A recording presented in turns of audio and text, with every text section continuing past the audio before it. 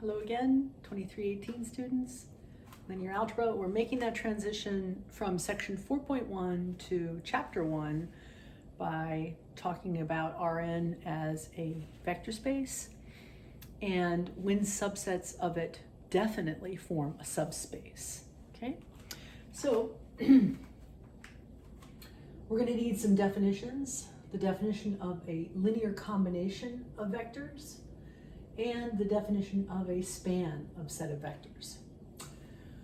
Then we'll get to what's called Theorem 1 in our book. It's within section 4.1. We're going to prove that a span of a set of vectors is always a subspace of the vector space from which you took those vectors. Okay. All right. So definition of a linear combination of a finite set of vectors. This is the definition that's so important for you as a linear algebra student to really get down. You have to have this one memorized. So, because we use linear combination all the time, and I can tell over the years when I'm talking to a student and I mention a linear combination of things, and their eyes start to go all over the place when they don't really know what a linear combination is. So drill on examples, reading the book, going over my math lab exercises until linear combination, of course, you know exactly what that is. At first, you might just have to memorize the definition to get started, right? A linear combination of a finite set of vectors. So if somebody hands you a handful of vectors, v1 through vp, they're all in one vector space v. A linear combination of them is a sum of scalar multiples of each one. So a linear combination is just a vector that can be written as a linear combination as a sum of scalar multiples of those beginning vectors, okay? Some notation here, sigma notation, you should be used to that after having had calculus, talking about series. So if I sum from I equal 1 to p, ci vi, that's the same thing as writing, and call this w, that's the same thing as this equation here, right? Just a little bit shorter, okay? Okay, examples of linear combinations. So in R2, if v1 is equal to 1, 2, and v2 is equal to 3, 4, then w equal to 5v1 plus 6v2. What does that look like? Well, that looks like 5, 10, that vector, added to 18, 24. If you add those together, you get the vector, the one vector, 23, 34. W is a linear combination of those two. Okay. In R3, if we call these vectors 1, 0, 0, 0, 1, 0, 0, 0, 1, vectors E1, E2, and E3, that terminology gets used a lot, and in some cases, you'll even see them given these nice little hats instead of the arrows. And by that, they mean to suggest that these are vectors that have length 1, okay?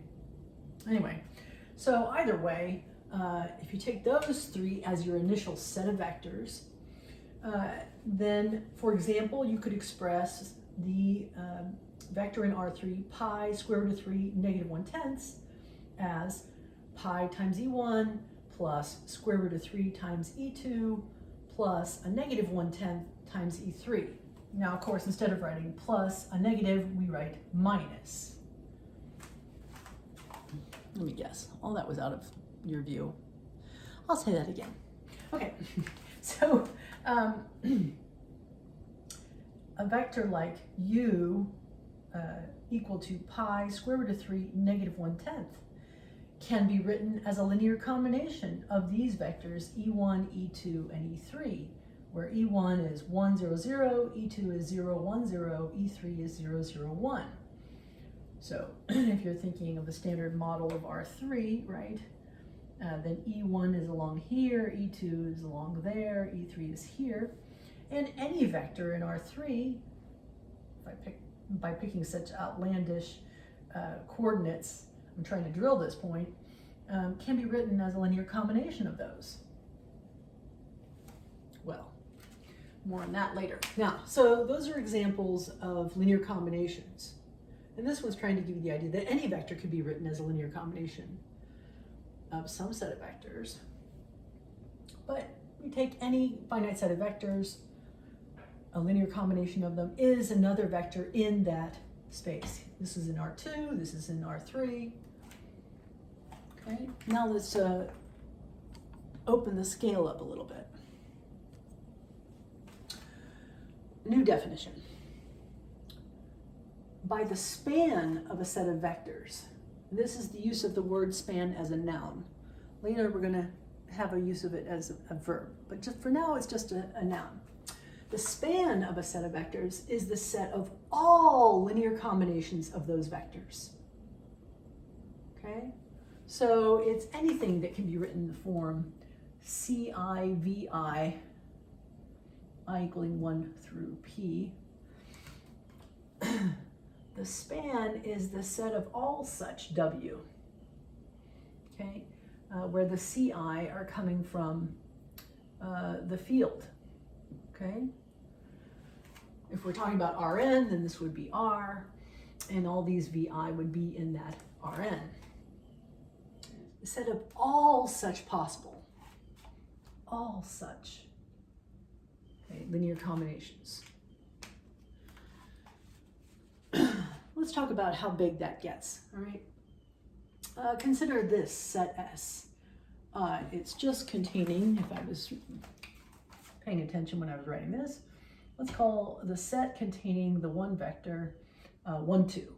This is from R2, right? This is a subset of R2. Really? It's a subset when it's just one thing? Sure.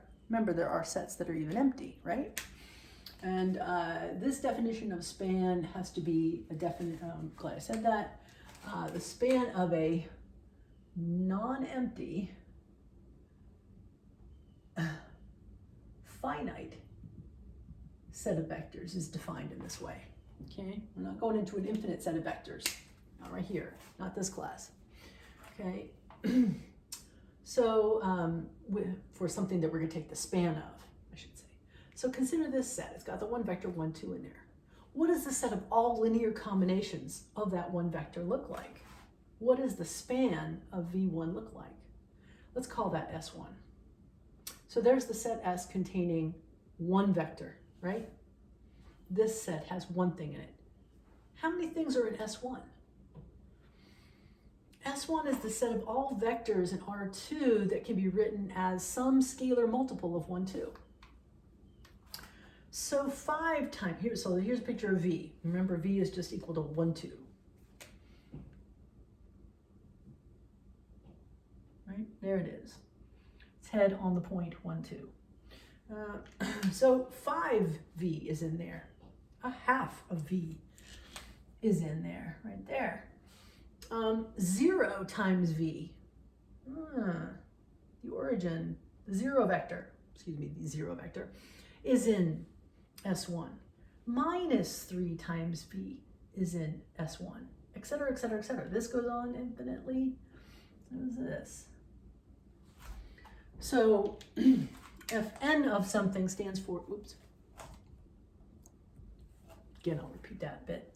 So 5 times V belongs in there. A half of, here's V, here's half of V. Here's minus 3 times V. Any scalar on V has to be in S1. The set of all linear combinations of that one vector, its span is an infinite line of vectors. So you'll note, now when I write n of a set that's talking about its cardinality, how many things are in there? S itself had just one thing in it, that one vector. Just one thing. The cardinality of S is just 1. While the cardinality of its span, okay, here's its span written right here. The span of V1, look how this can be parametrized by this constant out in front of that vector 1, 2. So for every C1 that's in R, we've got a vector in V1, span of V1. So the cardinality of S1, the cardinality of this line is the same thing as the cardinality of the real line. That's a big infinity.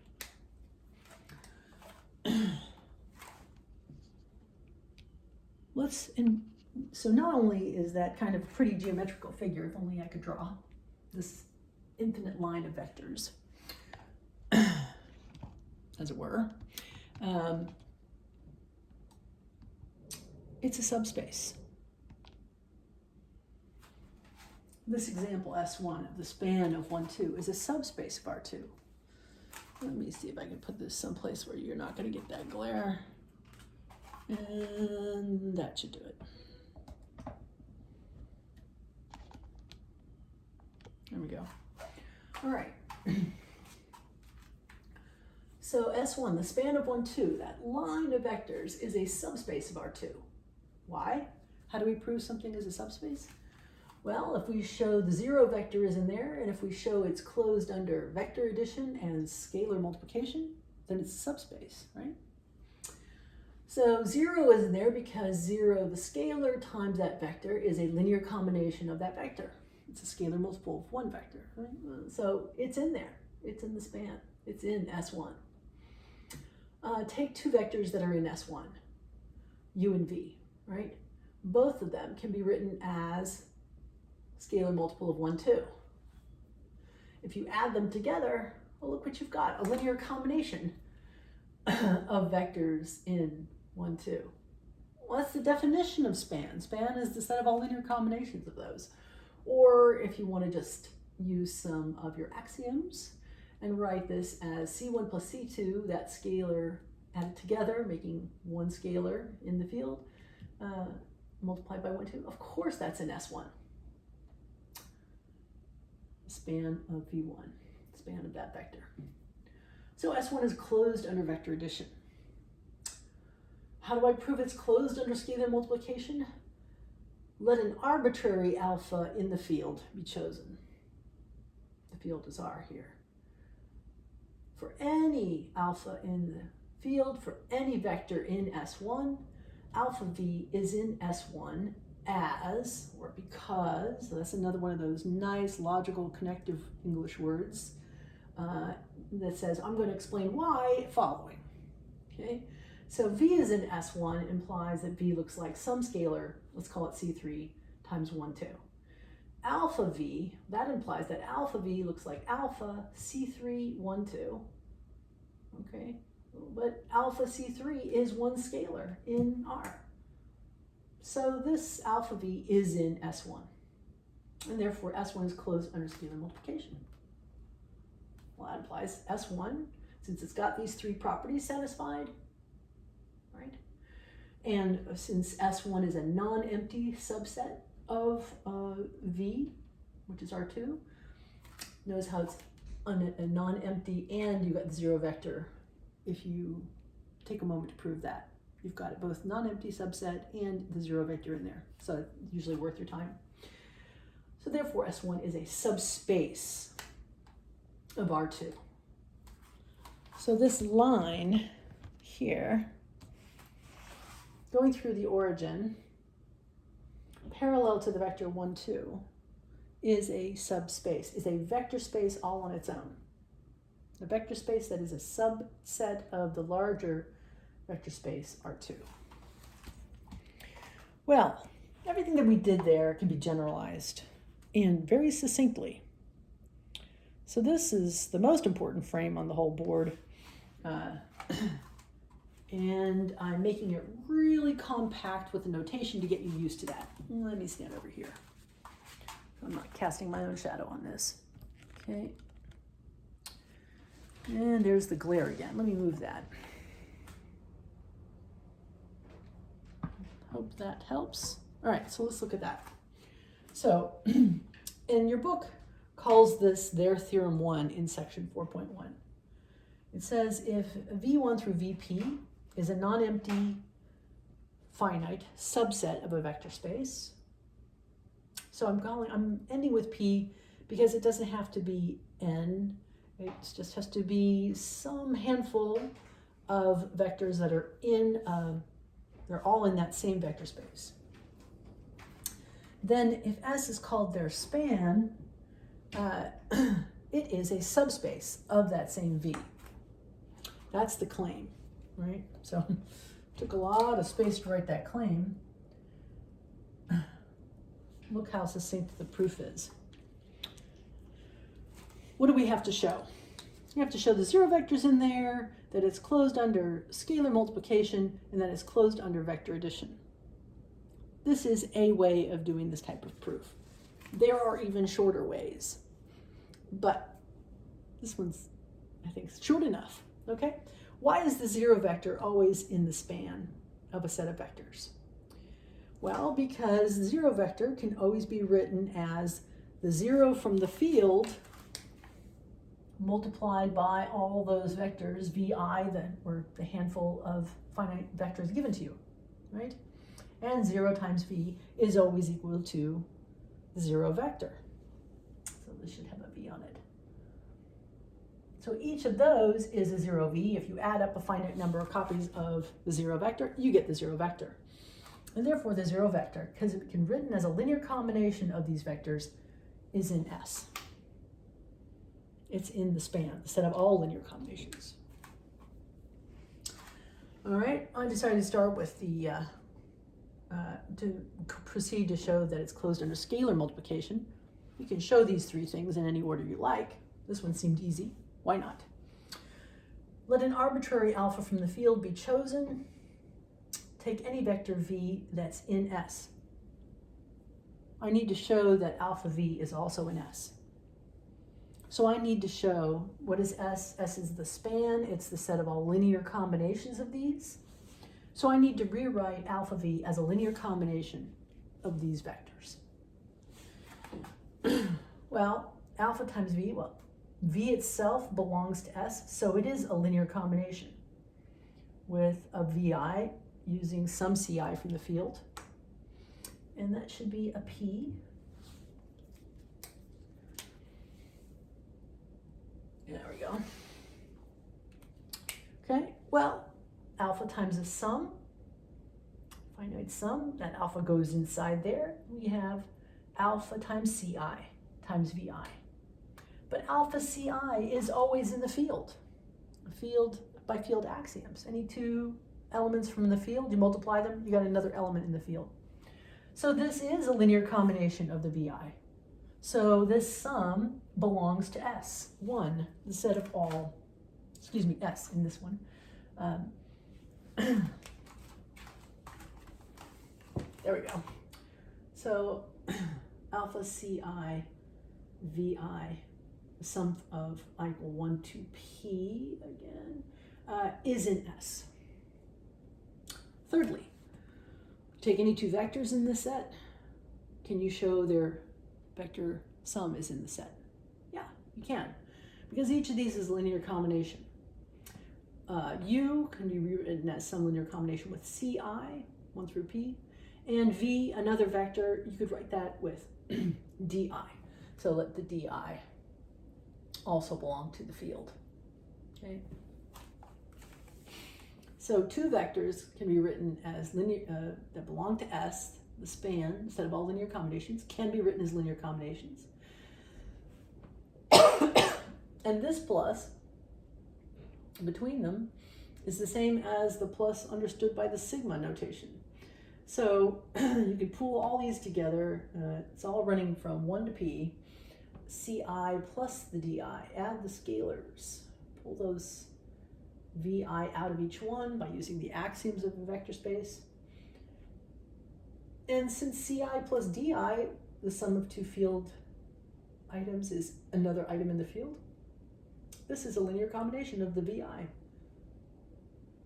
So the only thing I'm left to write is QED.